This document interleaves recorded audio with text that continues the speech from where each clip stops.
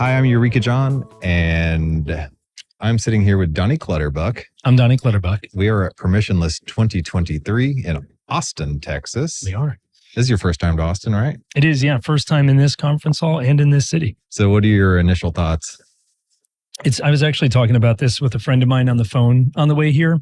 The architecture in the South, I haven't spent a lot of time in the South, but I was in Scottsdale, I don't know, for the first time a month ago, something like that.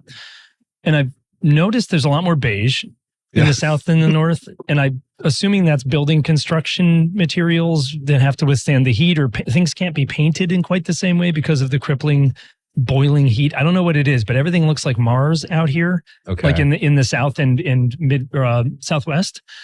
I've also noticed that everything that was here first was built in like the mid 19th century. Yep. And then it seems like everything else was built exactly 100 years later. And then the rest of it, the bulk, was built in the last 10 years. Yeah. And that's a dynamic that we don't get in the North, really. Everything looks very different. It's all perceivably, obviously different. And I don't know if that's because of temperature or politics or geography for some other reason that's not either of those. I'm not really sure what, but so far my intake is that it fits. That I can tell I'm in the South. If you didn't tell me where I was, I'd pick South. I don't know if I'd pick the city, but it's hard to pick the city because a lot of the culture, and especially in the suburbs, is pretty homogenous, and you picked beige. Well, the homeowners association doesn't really like any other color besides beige.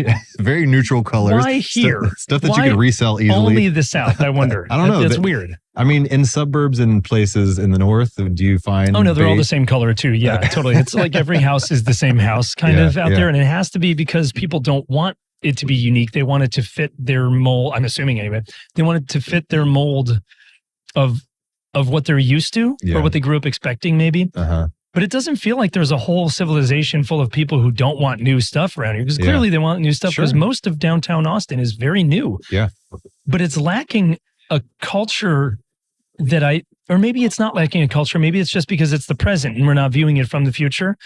It seems to be lacking on a large scale that like boom of early 20th century architecture, like that Deco era stuff that only the North seems to have. It just doesn't feel like it's down here. There's only very old 19th century structures and 70s to now buildings, but it's like there's a total architectural gap in the middle. And it's like it's staggering to look at because I'm so used to there not being a gap there. You know? I can see that. That's my initial takeaway. Okay, well, cool so far. So you're here at Permissionless 2023. What were you hoping to glean from this experience? Every time I go to one of these things, all I'm really looking for is to make myself so uncomfortable that I have to find things to do and new people to meet and absorb new viewpoints. Okay. Because I think that just like with AI, the more diverse your input set, the more robust your output will be. Okay. And anyone who only operates in DeFi or only operates in NFTs or only operates in, I don't know, decentralized identity is going to be confined within that by not having the context that lays outside of it. So I don't really, this is a DeFi conference, right? Yeah. So I didn't even know that when I signed up for it. I just heard Humpty talking about it and was like, I'll go. Sure. He's going, I'll go. It sounds like the other guys are going too. And I like that I get to just sit in a conference hall and get lunch and have strangers sit with me and talk to me about things I either happen to also be interested in or things I never knew I wanted to be. Okay. So I think it's a way of increasing my scope. So you kind of just came here as a blank slate to be a perpetual student. Always. Okay. With everything, pretty much. I don't see the point I don't want to go do the same thing I've done ever. Sure. I would like, if I if I end up doing the same thing I've done, I would like for it to be in, I don't know, newly expressive ways, I guess. So I've been to conferences before, but not this conference in this place. Okay. With these people. All right. You know? And you just got off the phone on the Twitter space with your show, Don't Say NFT, which is a show based around ordinals and the Bitcoin ecosystem for the most part. This is a very Ethereum-centric conference. Yeah. Do you feel like there's kind of a clash or something you can learn or? Both. Yeah. I don't have an agenda I found myself really involved in ordinals, but I only respected, you know how like when you first get into crypto, you start reading on like Reddit or you join a whole bunch of Discord servers for tokens and you're like shooting the breeze with the people in there. All the people who have been in it for a long time say that a well-diversified portfolio, if you're to have one, is like 80% Bitcoin, 15% sub, or, you know, like alts, and then like 5% garbage. if you want to do that, or some, you know, some number like that. Everybody has a different number.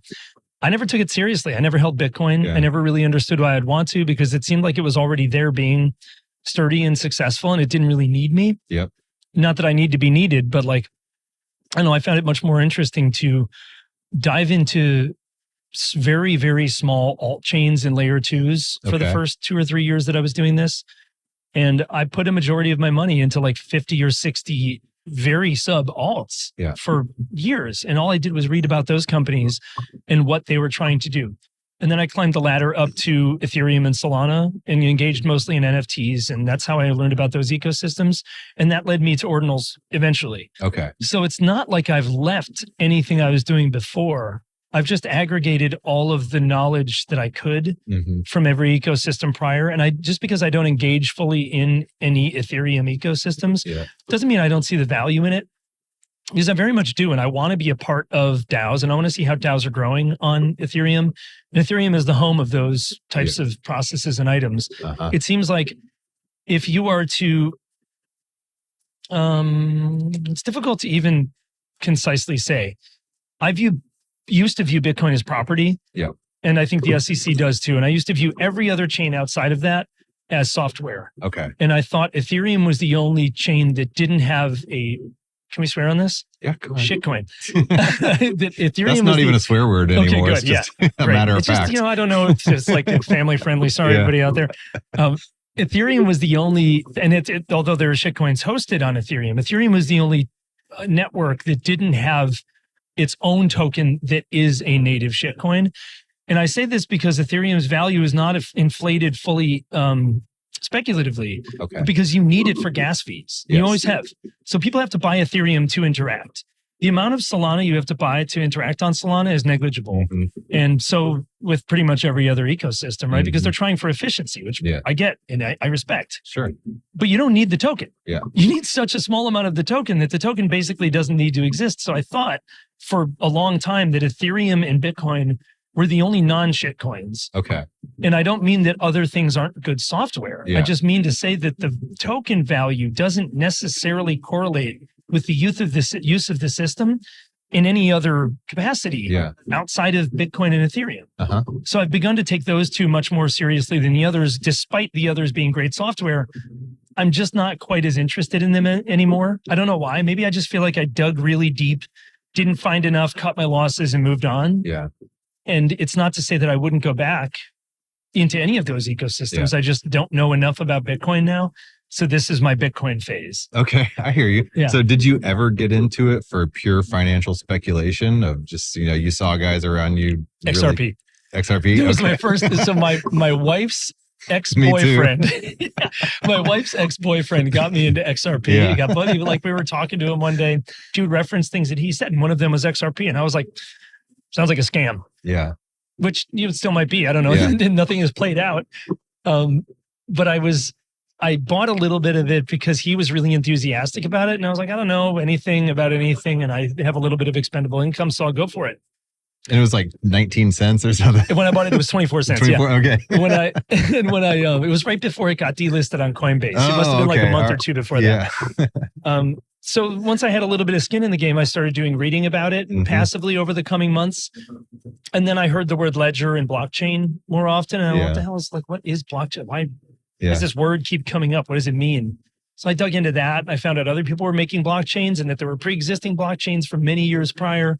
And it set me off on this 5 hours a day minimum journey that I've been on since then with a full-time job. Did you start watching a bunch of YouTubers and stuff? No, actually, I never default to that because they always seem like they're trying to sell you something even when they're not. And it's because they're getting paid for attention. Almost anybody who's getting paid for attention is trying to sell you something. And they do have it in their best interest to keep you on the hook, even if they're saying the wrong shit or something that they don't even believe. it's in their best interest to keep you hooked on it. Yeah. Yeah. So like, it's not to say that I don't trust anyone who's getting paid to talk. Yeah. But you're a content creator now. I don't get paid for it. I'd probably stop if I made money doing it because I'd feel pressure to be a certain way, you know? Okay. So like I've always done this. I've spoken at bar industry conferences for 10 years before the pandemic, or maybe 7 or 5 years or something like that. And I would do it just for flights and hotels because I didn't really want to have that sort of monetary pressure on top of it. Yeah. I would love to be in a position where I never may have to make money again. I'm not there yet, obviously. But alongside having a 40-hour to 60-hour a week job, it's a lot of free time. Yeah. You know, I have tons of free time to do this with, and I don't feel bad doing it because the expectations aren't that I work more than 60 hours. So, man, I really took that on a sidebar. No, I didn't watch YouTube. Okay. At all. Yeah. Yeah. So are you a member of any DAOs? No, not at the moment. I'm incoming sort of. There are no DAOs on Bitcoin, but there is a group, Ordinals group that I'm a part of that is, I think, going to form a DAO that is going to try to allocate lots of versions of mint funds and regular income towards development of the Ordinals ecosystem. Okay. And I think that's going to function. No, I'd be speculating if I said that. It feels like it's going to function like a proper DAO. Yeah. But no, I don't partake in any actively. Are there any Bitcoin-based DAOs? The software to do so, to have like an on-chain DAO, I don't think is fully fleshed out by anybody yet. So no, I don't think so. I know there's software going on top of Bitcoin, like block stacks and stuff like that. Right. I don't really know enough about stacks. Yeah. And Nostr as well, the social media. What is... Do you know enough about Nostr to be able to explain it? Okay. Not a thing. Yeah. All right. It's just a kind of a way to be able to communicate and tip people for their content and stuff like that, built on top of the blockchain, Bitcoin blockchain, using the Lightning Network. But, cool. I'm probably slaughtering that explanation. So sorry, Bitcoiners. DYOR. Yeah, exactly. Always. Yeah.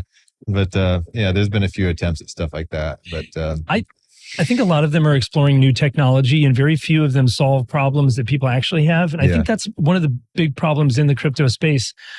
We hyper-focus on things we don't like about ongoing systems without realizing that those ongoing systems provide us a luxury that we don't now get with crypto. Okay. And then we go, why aren't we onboarding the masses?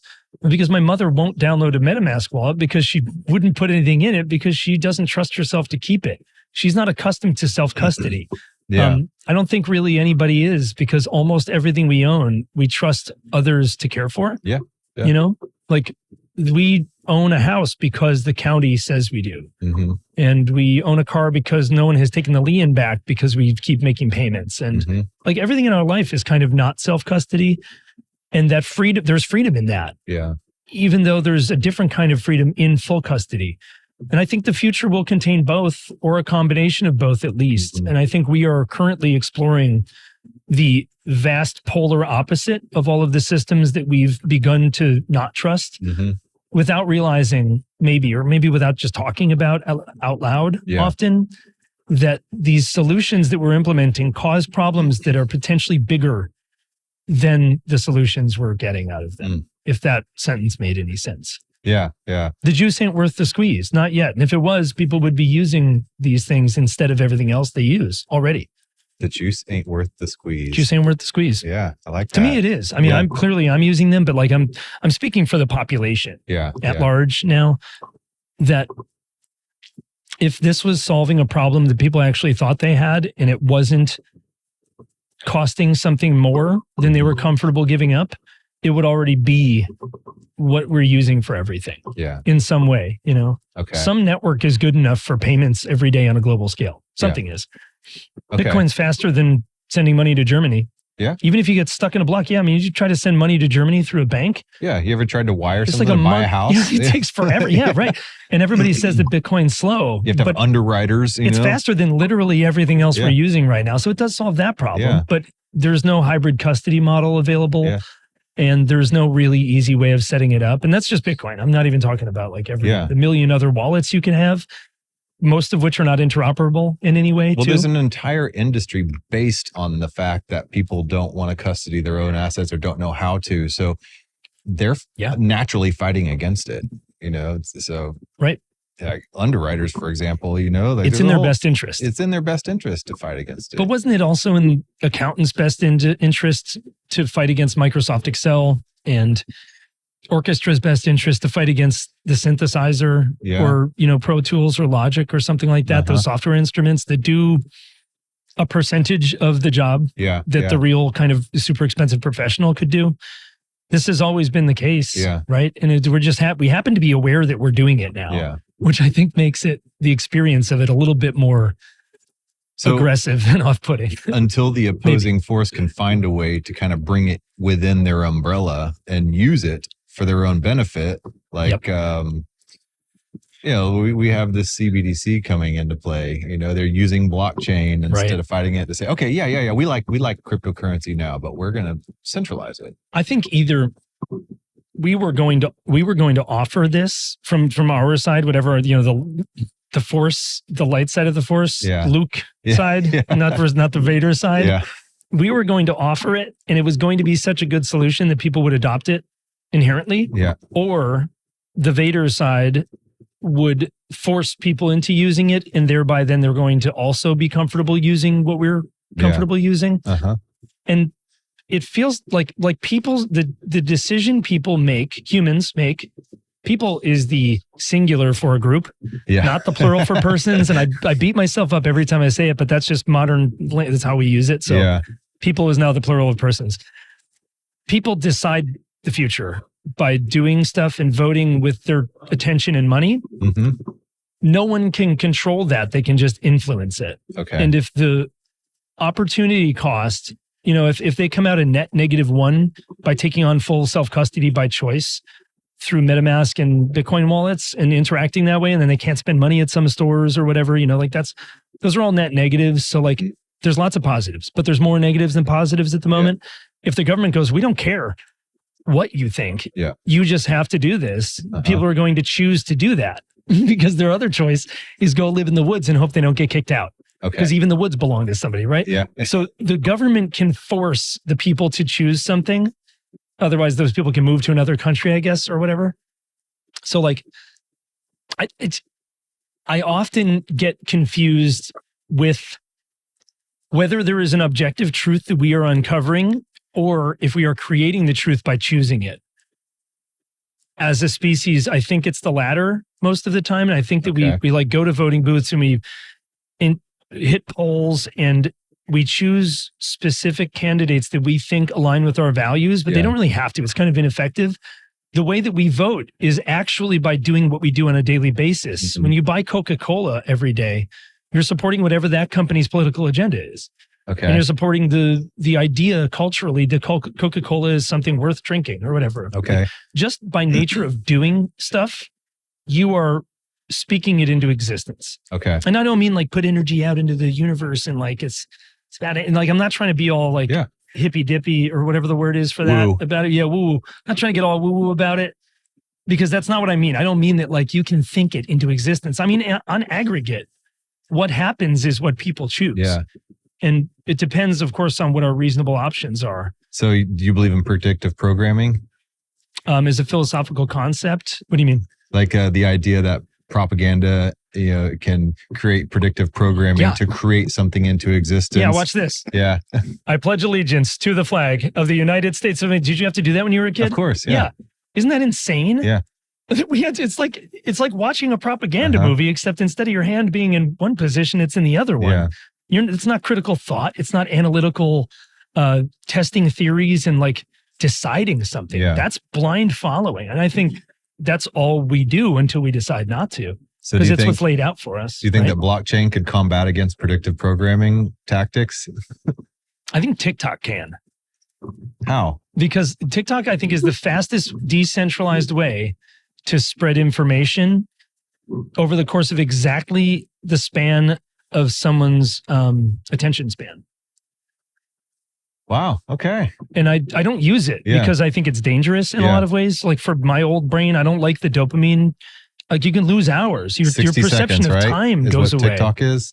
I think most clips are much shorter than that. Really? Okay. 60 seconds is probably an upward limit. I don't even know, honestly. I know from what I've read, the human attention span has been 1.8 seconds or somewhere thereabout, like depending on who you ask, since we've been human. Yeah. And it's been beneficial to do that because if you're like building a fire in the middle of the woods and you're focused on it for an hour, you're going to get eaten or killed by a neighboring tribe. So you have to be like you can look at the thing for 1.8 seconds, just long enough to like accomplish a task and glance up. Yeah. And then make sure you're still alive. Yeah. I think that's cooked into us, but we haven't found ways to exploit it until now. We haven't really gone down the rabbit hole far enough to be like, how much can we digest? Yeah. And how quickly can we do it? I think we found it. And I think information is spreading, whether true or false or whatever true or false even mean at this point. I'm not here to judge the content, but the method of delivery and addition, I guess, like, input and output is unprecedented. Okay. So I think that's the way. I think that if we're to be, it's a different kind of indoctrination. Maybe it's like a decentralized indoctrination because everyone's watching the same thing that they all chose instead of the same thing that they didn't choose. Well, you have like the Hollywood budgets, and look at how many apocalyptic movies have come out of Hollywood in the past like 30 years. Like so many. And it's like they're pushing this predictive programming message. Yep. So when you're talking about like inscriptions on Bitcoin and stuff like that, it's a way of creating some kind of permanent fixture, something that does not change. That no matter how much predictive programming somebody could get, they could always refer back to this source of truth. Isn't that what we're always looking for? Some objective source of solid truth. What is real? Yeah. That's, the question, if you're a video game character in an Xbox, where are you?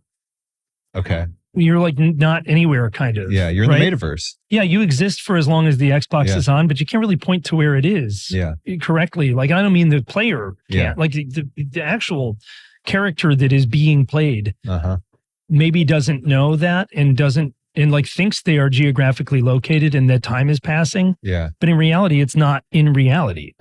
So wherever reality, I don't even know what objective truth would be.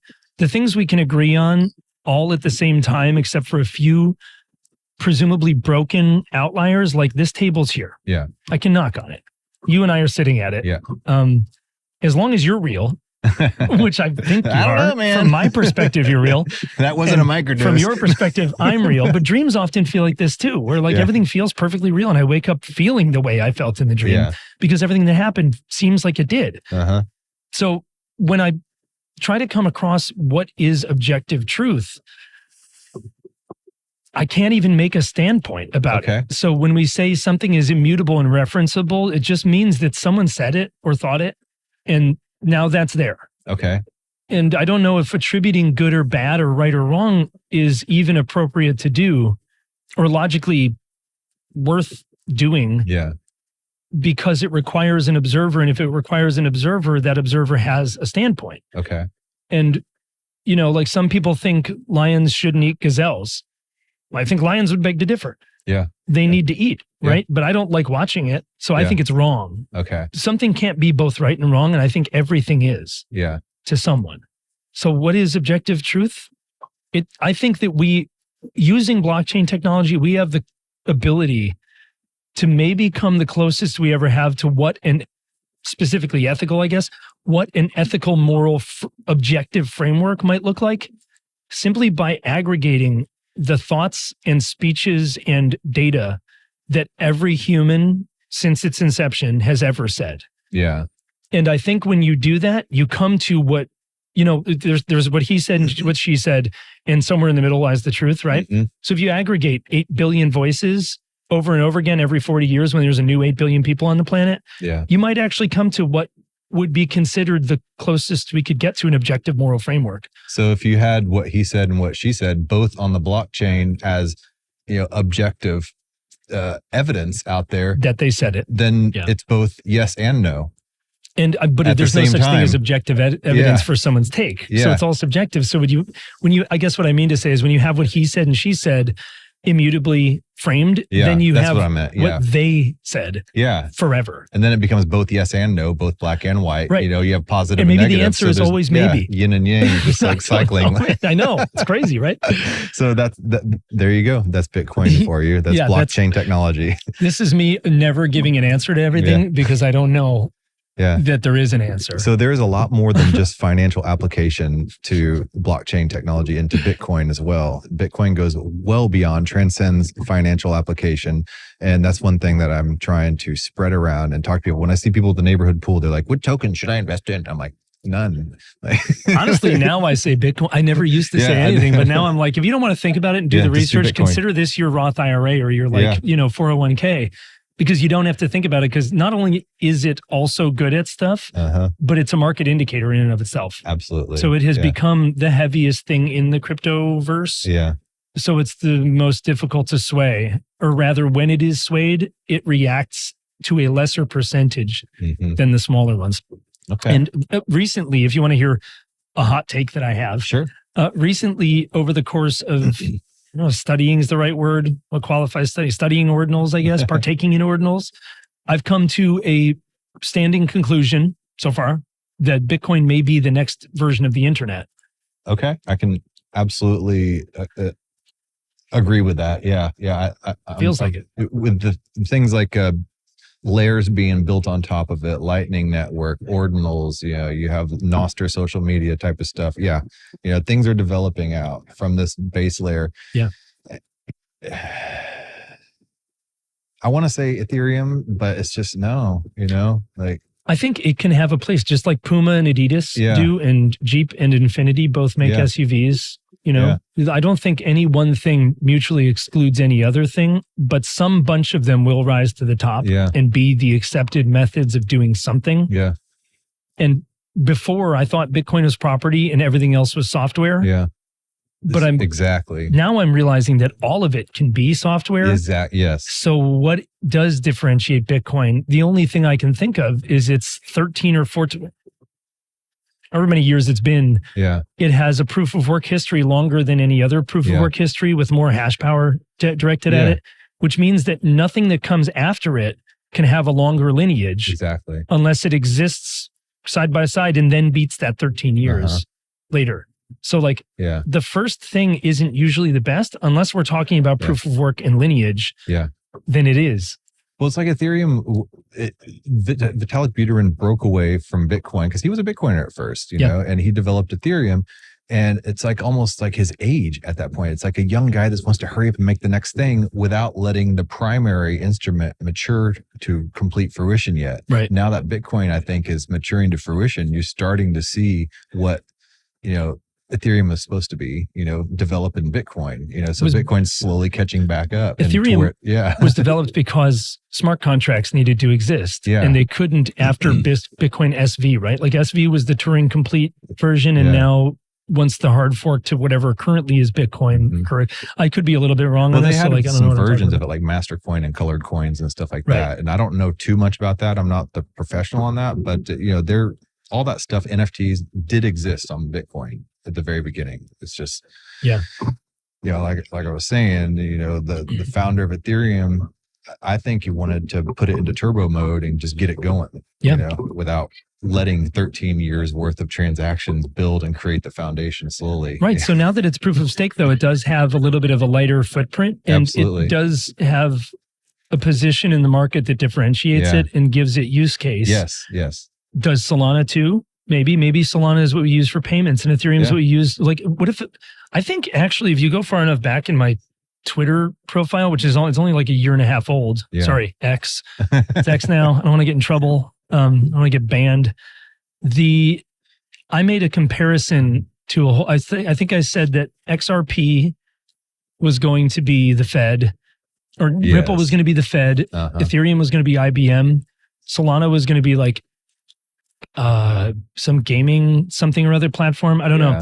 I just remember making these parallels that if all of these other companies can exist that are not blockchain companies, why can't blockchain companies replace them and all also exist? Yeah. At least for some time, Yeah. Doesn't mean they all will forever. And maybe Bitcoin will be like the pyramids and will be here thousands of years from now when people look different and speak different languages and look back and go, I wonder what, like if you look at the original inscriptions on Bitcoin, I mean the original ordinals rather. So like the first 10,000 of them is like weed, boobs, food, so pizza, Pepe's, lizards, we love lizards. And historical references, like pictures of historical stuff. If you look inside of caves or inside of pyramids, it's the same content. It's anthropomorphized lizard people or some sort of anthropomorphic being, fertility and wealth, which back then was food. So like it's all, we're doing the same thing we've always done. But we don't have one that wouldn't evaporate if you give it 1,000 years. Because all buildings, this building that we're in right now, this would be gone in, I don't know, a couple hundred years. Everything would oxidize. And you know what? Like if I probably would give it a couple hundred years before it was just totally on the ground, not a structure anymore. So we really haven't built anything that had the fortitude that those things had. And I bet if you went back to when the pyramids were being built, the many generations that probably took, there was probably something like this, maybe made of different materials. Absolutely. I like totally mud think there was and sticks and maybe metal. Like maybe they were making things out of metal and it all oxidized and now it's just back into the earth. Maybe all those records are encased in crystals. Well, they certainly didn't have vinyl or plastic bottles because that would be in the ocean with our garbage island, which, by the way, keep contributing to, because where are we going to live when it's water world? Where are we? We have to build a floating island. That's the Ark, man. It's Noah's Ark. Wow, man. The garbage island? Some plastic microdosing right there. I have a lot of unpopular opinions, and I don't actually mean go throw more plastic out, but I mean like, what if in 1,000 years, none of the land is exposed anymore? Where are we going to live if we're still here, right? Send it to space, man. The trash island. We live on the trash island. My words. Man. Okay, well, Donny Clutterbuck, y'all. We'll wrap this up. And where can people find you? Oh, they can find me at It's Donny OK, ITSDONNY OK on Twitter. Okay. And, in a variety of Discord servers. That's pretty much it. I don't have any social media outside of X. Okay. So that's and look up on cryptosapiens.xyz. You can find the Don't Say NFT episodes on that channel. And they're really good. I'm the editor on it. I have fun editing. So. It's very well edited. Thanks.